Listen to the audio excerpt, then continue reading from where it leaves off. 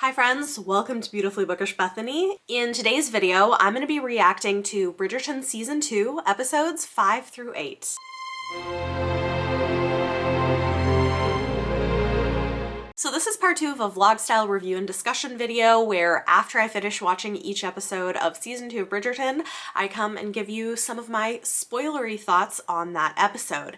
If you missed part 1, I will link it up above for you. There is a vlog where I've talked about my thoughts on episodes 1 through 4. And in this video, we're going to be talking about the second half of the season, episodes 5 through 8. Fair warning, as I said, these are going to be my spoilery thoughts, so if you don't want to be spoiled for season 2 of Bridgerton, you may want to come back once you've watched it. Also note that I will be discussing these in reference to the books. I've read up through book 5, and so these videos may contain spoilers for anything between books 1 and 5. With that said, let's go ahead and dive in because I just finished watching episode 5. Episode 5 is an interesting one. Thematically, it is all about making decisions between family and love, duty and desire. And yes, at the end of the episode, we do have Lady Whistledown explicitly talking about this thing between duty and desire, but that really is a lot of the theme that we see woven into what the characters in this episode are having to deal with. Kate and Antony are in this really difficult position where Antony is now officially engaged to Edwina. That engagement is what happened at the end of the last episode, but he and Kate both now also realize that they have feelings for each other. And so what choices are they going to make? What are they going to do? Does he call off the engagement? Do they keep going for it? At the beginning of the episode, obviously Antony is determined to continue with his choice to marry the sister, but then a series of things happen that makes him begin to doubt his decision. He gets jealous when he sees Kate spending time with another man. There's a moment when there's a jeweler there to resize the engagement ring. Edwina isn't available, but she and Kate have similar sized hands, and so Kate ends up wearing the ring. That's a moment.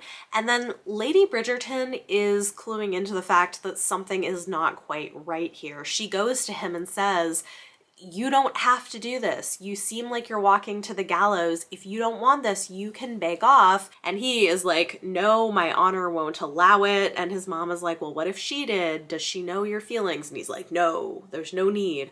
So he's really determined that his honor is the biggest thing. His duty is the biggest thing. No matter how he feels, he's gonna stay on the path that he has chosen. But then things get messy when the grandparents show up. So you might remember from my discussion of previous episodes that Kate has still not told her sister that Edwina's biological grandparents put a financial condition on her inheritance and her dowry that she marry a gentleman of good English breeding. So this ends up becoming an issue when the grandparents show up at a dinner party. Things get heated because they're all saying things that they're gonna regret, and the truth comes out. Turns out the mom didn't know, the sister didn't know, and obviously Lord Bridgerton did not know. So at this point, Antony has perfectly good reason to break things off with Edwina and says that he intends to do so. There's this really emotionally intense moment between him and Kate after everybody else has stormed off, where she's trying to convince him not to leave, not to break her sister's heart, because her sister now has like fallen in love with him, which we find out a little later in the episode. But she's trying to convince him. She's like, "I'm going to India after." And he's like, "It's not far enough. Don't you understand? You're the bane of my existence and the object of my desire. You can't get far enough away that it will stop me feeling the way that I do."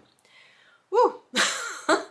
We get another almost kiss, but he pulls back at the last moment. "No, I'm a gentleman. I am a man of honor. I cannot do this," right? Which obviously at this point, like emotionally, he's so involved in Kate. And if Edwina were to find out, she would be deeply hurt. This is one thing when stuff like this happens, is that people are so convinced they can keep it to themselves and keep it secret and that it's not going to come out, but you know, it always comes out. It always comes out. And then at the very end of the episode, Kate finally convinces him not to break things off with her sister, to marry her as soon as possible, because Kate wants to choose family over love. She doesn't want to do what her mother did, which was choose love over family. Her decision is, my sister's in love. I don't want her heart broken. I don't care if I'm also falling in love with the man she's going to marry. I'm putting my sister first, or at least trying to, right? And let's be real, that is a truly difficult conflict, but it seems like no matter what, somebody is gonna get hurt because people aren't willing to communicate their true feelings. And, you know, ultimately a lot of this is Antony's fault because he's so hell-bent on not having a love match because he's terrified of love and of heartbreak. But in the meantime, is gonna end up breaking somebody's heart, which was the whole thing he was trying to avoid in the first place. So is this gonna go well for him? I don't know.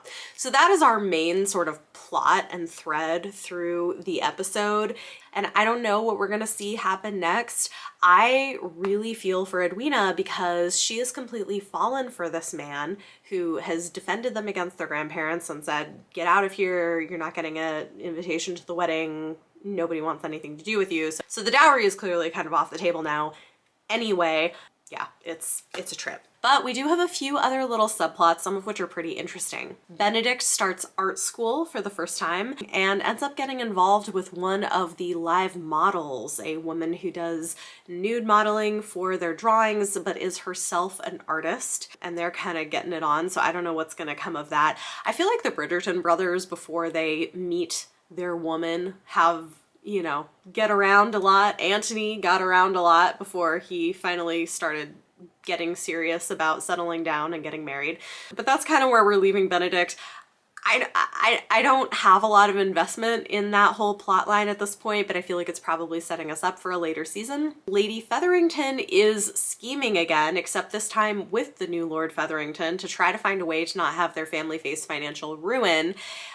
This seems like it's really going to come back to bite them in the butt. The idea is to get wealthy people to invest in these mines that in actuality are completely worthless. So this is not going to go well. I don't know why she won't just call off the freaking wedding to her daughter. She's like, no, it'll ruin her. And I'm like, okay, but doing illegal things is a better choice? Great. Yeah, this is gonna go real well for you. Awesome. Meanwhile, Penelope and her sister are blithely oblivious to all of what's happening behind the scenes because they're, for obvious reasons, keeping it from them. The final plot thread here is the one that I think is most interesting, and this is with Eloise and Penelope and this new boy Theo who is coming into Eloise's life. Again, if you watched the first part of this, you might remember that Eloise had some chemistry with this boy who worked at a print shop.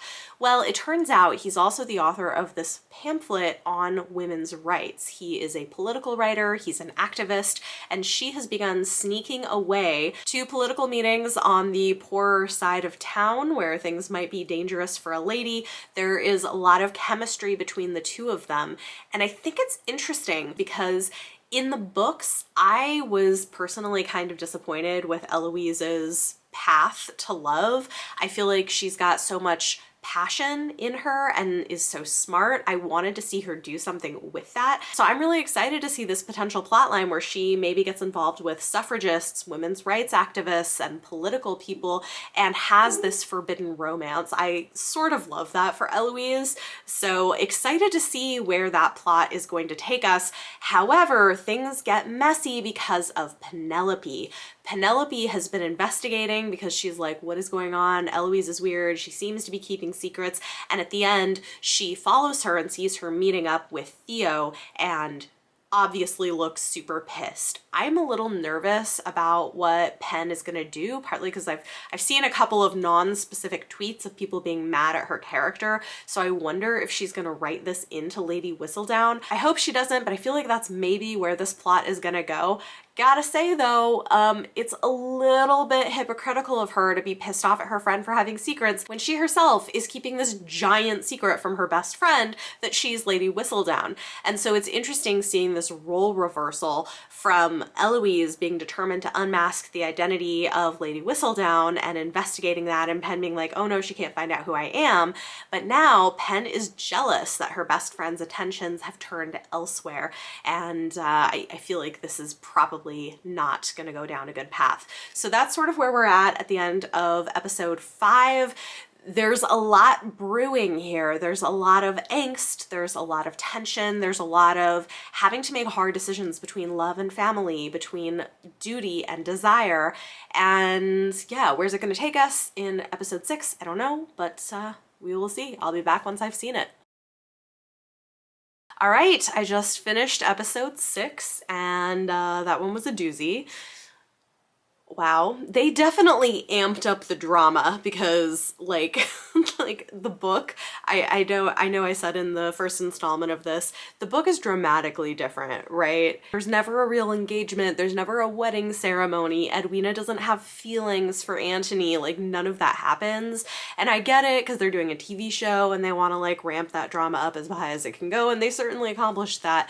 So yeah, I mean, intense, right? That it's literally during the wedding ceremony that Edwina realizes her sister and her groom have feelings for each other. The whole thing being centered on the bangles, the bracelets. I actually thought that the bangles were an interesting metaphor for that decision between love and family, because they originally came from her mother for her wedding day, from Kate's biological mother, and she was gonna give them to Edwina because she was choosing her sister's happiness over her own, but Edwina gives them back to her, and it's the bangle dropping and Antony going to help her pick it up that is what clues in Edwina to the fact that there's something that she hadn't picked up on, and that maybe this isn't the love match that she was hoping for. It's really interesting to see that process of Edwina finding her own voice and deciding what she wants and standing up for herself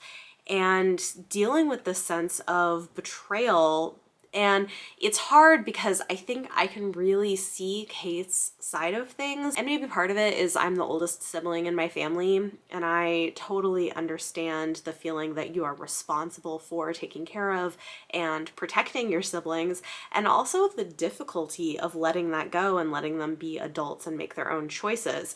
And I think that's definitely the tension that we're seeing between these sisters here. Obviously with the added drama of the fact that like they fell in love with the same guy, but that aside, I do think that this is a really interesting example of something that I think is a common human experience of sibling relationships really being forced to change as siblings reach adulthood, especially when you have one who is quite a bit older and feels almost more like a parent to their younger siblings. Again, something I definitely have experience with, and that is a difficult thing to let go of, much less if you're in love with the same man. I mean, like that just like makes it an even bigger deal. But I liked the way that they were addressing that and handling it. I liked the way that Edwina kind of claimed her power and set a boundary for herself. And, you know, ultimately it does kind of free Kate to make her own choices about her future. And we really see how her and Antony, in their sense of duty as oldest siblings and always having to be perfect and always having to put other people's needs before their own, where it got them. And so the question is, can they now finally choose themselves and choose their own happiness and not always have that be what gets lost in the shuffle when they're helping others and doing their duty? And I do think that that is a really important lesson for oldest siblings to learn. I like the fact that it's doing it on screen. I'm curious to hear other people's feelings on it because I feel like it's probably going to be a little controversial, and you know, likely there are going to be people who are really upset by this, but personally I like it. Like, is it a little high drama? Would things have been better if they had just freaking communicated earlier on in the process and been honest? Yes, of course. Again, the TV show is amping this up because they want the drama that goes with that. The book doesn't do those things, but it does make for something that is very compelling to watch, and it has those shocking moments that drop, right? You know, it's interesting that Daphne throughout this season has really been this voice of wisdom, this voice of reason, and has insight into what's really going on with Antony. And, you know, there's a conversation he has with her where she's like, why are you doing this? You can fight for the family you want. And he's like, no, I'm fighting for the family I already have. Because for him, what is more important is his responsibility to the Bridgerton name. And, you know, he kind of says, you don't know what it's like. You were born to marry into another family, which is a little harsh. I mean, I feel like we saw in season 1 that Daphne felt a lot of pressure as well to marry well so that her siblings could marry well. So it's, you know, it's a little harsh of him. of him to say that. She understands better than I think he realizes she does, but you see kind of his dilemma here. One thing that I thought was kind of cool early on in this episode, before everything got so messy, is we see the Sharma family engaging in Indian wedding traditions, which I thought was pretty neat. There's a cool scene where they're doing this ritual thing. So they call it haldi, and I looked it up. I don't know a lot about this, so excuse me if I get something wrong, but based on what I saw, the haldi ceremony is a kind of ritual holy bath that is performed usually on the morning of the wedding. It's a mix of turmeric oil and water that's rubbed on the skin of the bride-to-be, and I just thought that was really neat to see again how some of that actual heritage was being woven into the show. Like I said, I think they learned something of a lesson from season 1, and really the writers were making an effort here to make sure that this had actual representation and wasn't just whitewashing these characters where they were just diversity for diversity's sake. I think that was kind of a cool addition. That and the use of these bangles that had been passed down from mother to daughter for a wedding ceremony, all of that is tying into their cultural heritage, and I think that's great. It was striking to me before Edwina made her final decision when Antony goes to ask her if she will actually marry him, and she prompts him to say, "Do you actually love me?" And he says, "I understand you. I want you because we are a match in the role that we play." And, you know, that is the moment where I think she finally sees this isn't what I thought I was getting into. He has a vision of what his life should be and how I fit into a certain role in his life, and he can offer me that, but he can't really offer me love. What am I gonna do? And that was a very telling moment in the episode. So there's also this whole thing with the Featheringtons, and it is interesting because they seem to be setting us up potentially for an affair between Lady Featherington and the new Lord Featherington, who is engaged to her daughter. He says some kind of suggestive things about liking a woman who takes charge and seeing her as a capable woman, and she is clearly quite flustered by that. So yeah, we might have kind of a Bonnie and Clyde, but make it Edwardian England sort of situation happening where they're trying to con people with these mines, but this very like taboo, drama-filled relationship that is potentially brewing between the two of them, I think is interesting. And again, this is 100% something that we could see from Shondaland. None of this is in the books, but it makes for compelling television, right? Keeps you watching. So I think that's kind of an interesting choice. They're playing with a lot of things. There's also the Queen trying to entrap the creator of Lady Whistledown, and I feel like Eloise is gonna end up bearing the brunt of that, unfortunately, with her interest in this boy. I feel for her, it kind of sucks. Penelope's worried about her, but she's got her own feelings for Colin. Penelope is 100% keeping some big secrets from her best friend. So yeah, at some point all of this is definitely gonna blow up. And then the last thing that I thought was interesting is Mondrich seems to suspect Featherington and his supposed mines that he's seeking investments for, and Featherington's kind of a jerk to him. I just wonder if that's also gonna blow up in his face. So there's a lot of moving pieces. There's a lot of interesting things happening. I think to me, what I love about this episode is the way that it explores family dynamics and eldest siblings and the sense of duty that they have and where that can become harmful to their own happiness. We finally, in episode 6, get a passionate kiss at the very end of the episode between Kate and Antony. Like I said, this is much more Jane Austen-esque than it is sort of bodice ripper, which I know I've mentioned before. The fact that we just got our first kiss and there's only 2 episodes left in the season is a significant change from what we had before. But continuing to really love the show and enjoy the choices that it's making. It is interesting to see the difference between the book and the show, and I can totally see why some people will not be happy with some of these decisions, but I get it. Like, it's TV, they want more drama. I don't think it's necessarily a bad thing, but I wouldn't be shocked if there are people who are not loving it. So on to episode 7. I will be back with my thoughts. Oh my god. Okay, so just finished Episode 7, that, wow, like the way the episode ends, oh my god, like Kate getting thrown off the horse, like that was quite an ending. Okay, so thinking about this episode, this was a really explosive episode. A lot of big things happened. And also some of the like tweets of people who haven't been liking the season of Bridgerton, some of the like things they've hinted at, I think are a lot of what went down in this episode. And I feel like this does tie into a lot of what I said in my last update. Like, I can see why some of the choices made in the show would be controversial, but I also think it's interesting because sometimes you have cases where it's somebody thinking that they're doing the best thing or trying to help somebody and then they're not. I mean, that's been happening throughout the season, right? It's a repeated pattern. So I think a great example of this is we have Penelope trying to save Eloise by hurting her and not realizing that she's maybe doing more damage, right? Because the queen now thinks that Eloise is Lady Whistledown, which she's not, but because her footman followed her and saw her talking to Theo, she thinks she's Lady Whistledown, when in reality that wasn't the case.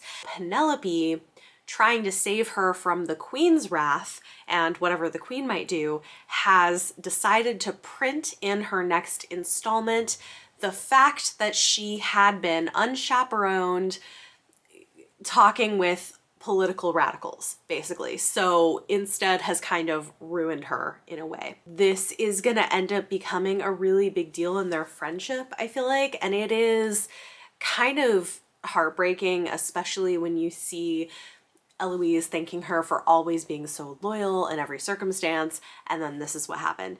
And, you know, like, on Penelope's side, I see that she was torn up about doing this, but she truly seemed to believe that this was the best thing she could do for her friend. Although honestly, like, the ramifications of this maybe will be worse. I don't know, like, it's hard, but you can see how her intentions may have been good. But the problem is she's gotten so caught up in her own lies and her own sort of web of being Lady Whistledown that she's not willing to do what it would take to come forward and be like, hey, no, actually, it's me. There was another path to talking to the queen and saving her friend that I do think could have worked, and she kind of dismissed it. And honestly, I think it's because secretly she likes the power of being Lady Whistledown, and that's more where the problem comes in. But at least in her conscious mind, I think she was trying to be helpful, even while knowing she was also betraying the confidence of her best friend and being really hurtful. And the thing is I feel like Eloise must be able to figure out who Lady Whistledown is, because Penelope is the only person who knew about her relationship with Theo. I also felt really terrible for Eloise when she went to visit Theo and he's like, yeah, like, you're getting me in trouble, get out of here, I don't really want to see you, you've had your fun, like, slumming it, basically, leave. And you can tell that she's really hurt by that, but, you know, also it's probably one of the first moments of maybe awareness of the privilege that she carries. So it's interesting commentary on what's happening there. There was a lot there. It was definitely a rough episode, but I'm not like mad at the show for doing it because I think it is exploring the complexities of friendship and self-interest and like what is the right thing to do when you get into this kind of a situation or a difficult morally gray situation, which I think is where we ended up here. Kate and her sister are very much at odds, understandably so. I think there are a lot of hurt feelings, there's resentment, and I don't expect that to change anytime soon. And I understand that from Kate's perspective, it's difficult because she feels like, I sacrificed all of this for you. But from Edwina's perspective, she's like, yeah, but you're not treating me like an adult. I can make choices for myself. You're babying me and you ended up hurting me. So I can definitely see both sides of it, kind of like what I said about the last episode. We're continuing on that path. I am interested to see in the season finale what's going to happen between the sisters, because if Kate is seriously injured being thrown from that horse, which it certainly looks like she may be, is that going to soften Edwina back up towards her? I don't really know. I guess we'll see what happens. And of course, like, the thing I'm sure everybody's talking about is we finally got a sex scene. It was you know, very steamy. And part of me kept thinking like, oh my God, you're in a pavilion. Like anybody could walk by and see you like in this time period. This is such a bad idea. But yeah, we got our first one there. And then he woke up alone in the rain, got the ring, clearly wants to propose to her, but then Kate has been thrown from a horse. So what's going to happen in the final episode? I mean, I think they're going to end up together, but how exactly? We don't know. Meanwhile, both families are now social pariahs. So if things weren't already bad for them because of the wedding not happening, Lady Whistledown writing the stuff about Eloise just made it even worse. Meanwhile, the Featherington duo are continuing to do what they do. We've got Lord Featherington going to Mondrich's place, which is pretty empty, clearly not doing great as the gentleman's club, and kind of low-key threatens to blackmail him, not obviously, but is sort of like, I know that you know, threw a fight and that's how you had the money to open this, is basically the subtext of what he's saying.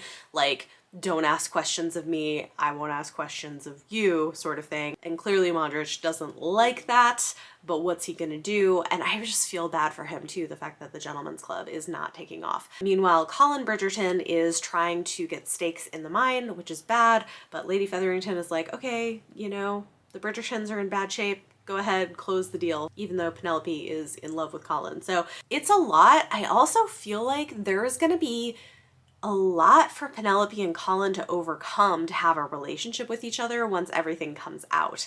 I mean, there was a lot to overcome anyway in the books, but I feel like it's even worse in here. So we'll see what happens. Yeah, I think that's pretty much what I have to say about this episode. I am anxious to get back to watching and see what happens in the finale. So I will check back in with you all once I have finished the show. I just finished. It was so good. I am probably gonna do more of a full reaction tomorrow because it is really late at the moment. But I loved the last episode. A lot happened. Obviously, the final blow up between Penelope and Eloise when she realizes that Penelope is Lady Whistledown is kind of heartbreaking. But also, you know what? I do feel like there are a lot of close relationships, especially relationships that last for that long of a time, where there can be big fights and there can be people who do things that hurt each other, and you know, figuring out what restitution for that might look like is part of those relationships. So I can see why people are upset by it, but also, you know, stuff happens. And, you know, I kind of appreciate that it is showing this kind of conflict as so important in a relationship that's not just a romantic one, because I think we see those kinds of blow-ups in romantic relationships, but conflict happens in friendships as well, and there's grieving that happens when you lose a friendship or when there is that level of conflict. And so I like that they're taking it seriously, even if it's hard to see. I love Kate and Anthony so much. I love them together. I love their story. I love how much character growth we see with Anthony in this season. That moment where his youngest brother comes in and he starts talking to him about his dad is just so beautiful, because you really see how much growing and opening up Anthony has done through the course of the season, of that like internal work that's so important. I just think that's really beautiful. Seeing the two sisters reconcile after Kate finally wakes up from her coma after the accident. Yeah, I just think there's a lot of really rich relationship work and character work that's happening in this show. And I love it. These characters feel lived in and they have so much nuance to them. I do think Colin needs a little fleshing out, but he gets a little interesting in this last episode. And I'm definitely curious to see what we get from him in future episodes. I do feel for Penelope when she overhears him saying, oh yeah, I'd never court Penelope Featherington. Don't be daft, or whatever it is that he says. And how heartbreaking that is. Of course, this is coming on the heels of Penelope sort of hurting her friendship. And at the very end, Lady Whistledown is indeed back to writing. She can't stop for long. So yeah, I thought it was a fantastic final episode. There were a lot of really beautiful relational moments and family moments and character growth moments. And the ending was great. It was great. I loved it. I really loved this season. of the show, honestly. Definitely a step up from last season, and as much as I enjoyed last season, I am such a fan. So I will be back once I've had time to like rest and let this settle to wrap everything up, give you my final thoughts. But in general, I love it. I love what the show is doing. I love the liberties they're taking with the book. I think they're making some really smart choices that translate well to screen, but also fixing some of the problems that I think existed within the books. So those are my feelings. I'll be back tomorrow. Good morning. Let's go ahead and wrap up this vlog talking about the second season of Bridgerton. I have talked about some of what happened in the final episode, but it was past midnight and I was really tired, so I didn't quite get to everything. One thing that I wanted to mention that I thought was interesting was that Lady Featherington finally steps it up and actually acts like a mother and puts her children ahead of herself. And I have to say, as much as generally I haven't really liked Lady Featherington, that was a moment that made me like her a lot better. Does she still have her foibles? Absolutely. But it was good to see her finally put her children above this guy who was trying to lure her away with him. And I kind of loved how she entrapped him and forced him out and kept most of the money for herself. Do I condone all of her behavior? No, absolutely not. But it was kind of an interesting way of doing things. It's now been several days since the season came out, and there has been a lot of discourse online. There are a lot of people not pleased with the season. I'm gonna be honest, I haven't looked deeply into critiques that other people have had yet, just because I enjoyed it so much. I sort of want to give myself a moment to just be happy about it before I really go and look at what people have been saying. But from what I am gathering, I think there are a couple of different types of dissatisfaction with the show. One is the purists who don't like the fact that there were so many liberties taken with this adaptation. I'm sure you're not shocked to hear that I do not fall into that category. I tend to think that film and television are a different medium and different things work on screen than work in books. And also it's clear that Shonda Rhimes had a very specific vision for the direction she wanted the show to go. And personally, I like it. I like the thematic things that they added in.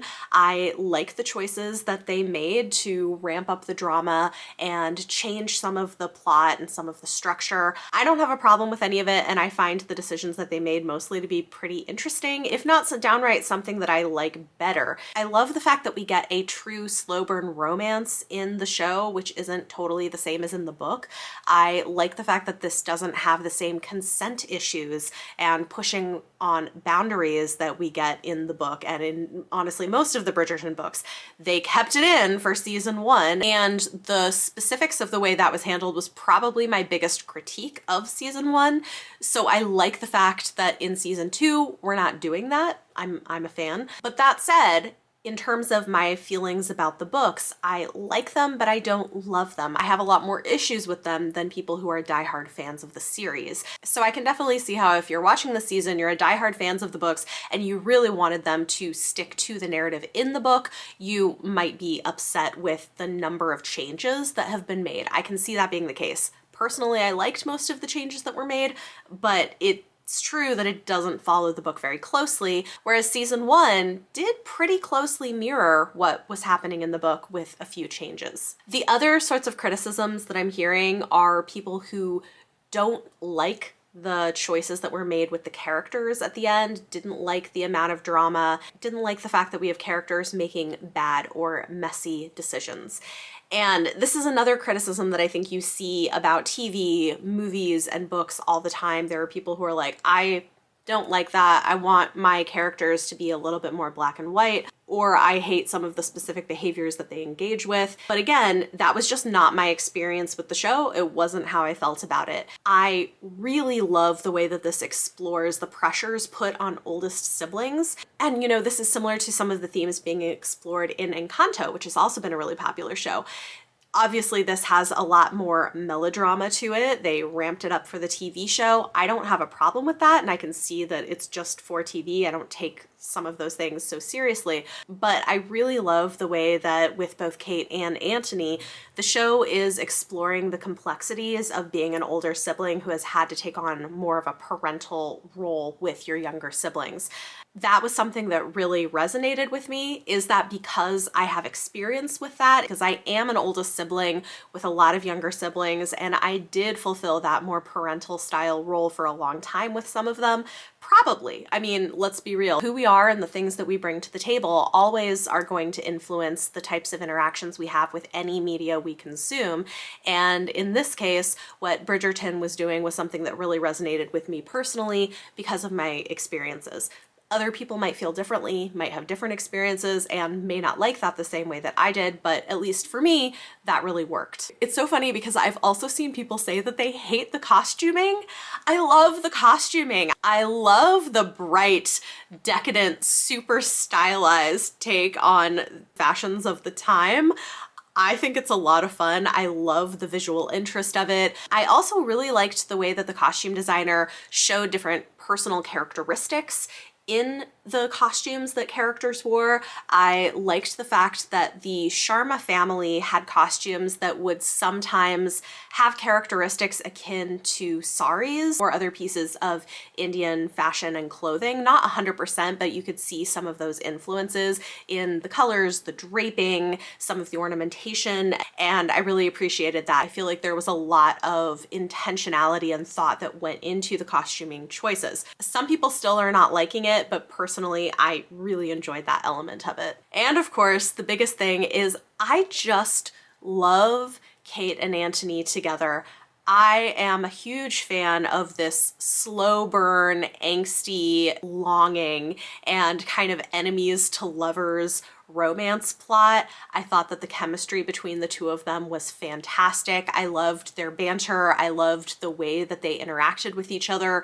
And yeah, I was just living for it. I loved everything about that relationship, even when things got messy. So overall, for me, season 2 was a huge hit. I had a good time watching season 1, but I loved this season even more so. I can see why there might be criticisms. I can see why it's not going to be for everybody, but at least for me, totally worked. I loved it. I would rewatch it. It was a great time. I will say I talked a little bit with Leanna from Leanna's Library this morning about it because she hated the second half of the season. And so I think the podcast episode that we're doing with me and her and Izzy, I don't know what Izzy thinks of it yet or if she's finished the season. So we'll see how that goes. But I think it's going to make for a really interesting podcast episode because we do have such different perspectives. Hopefully that'll be interesting to listeners. So stay tuned and keep an eye on Chapter 3 Podcast. We will have that episode coming relatively soon. Now I would love to hear from you in the comments down below. Let me know your thoughts. Have you watched season 2 of Bridgerton? Do you agree or disagree with me on these things? Again, I understand that there are a wide variety of responses to the show for various reasons, and I'm curious to hear what you think. Let me know in the comments down below. If you guys like this video, it does help if you give it a thumbs up. Subscribe if you want to see more. Thank you all so much for watching, and I will see you next time.